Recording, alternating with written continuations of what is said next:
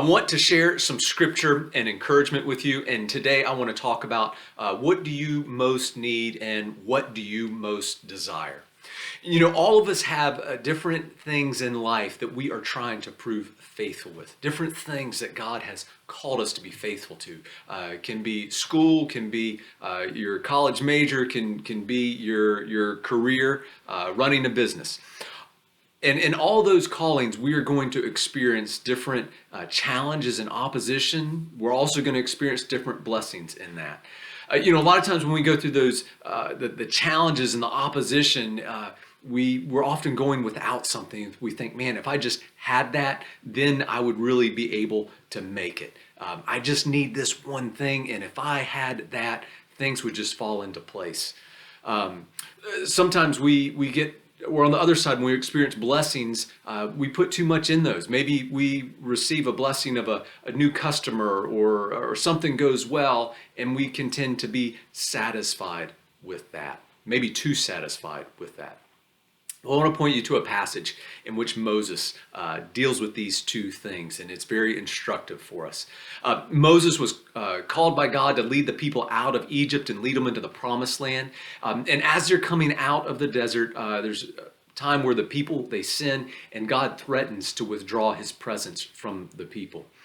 And Moses, he goes and he prays, and his prayer is very simple. He says, God, if you do not go with us, then do not send us.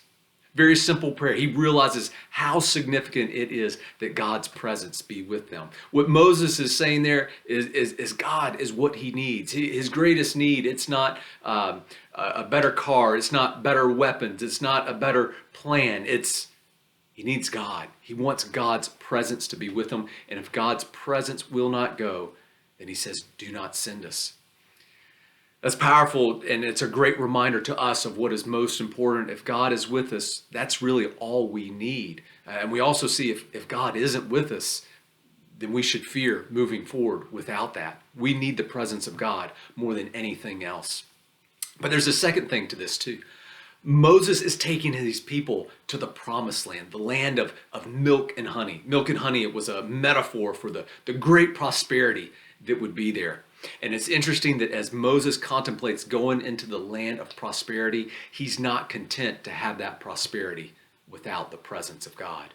The presence of God was his greatest need. The presence of God was what he desired more than anything. You see Moses' true faith coming out there. You see what was really most important to him. And that's very instructive for us.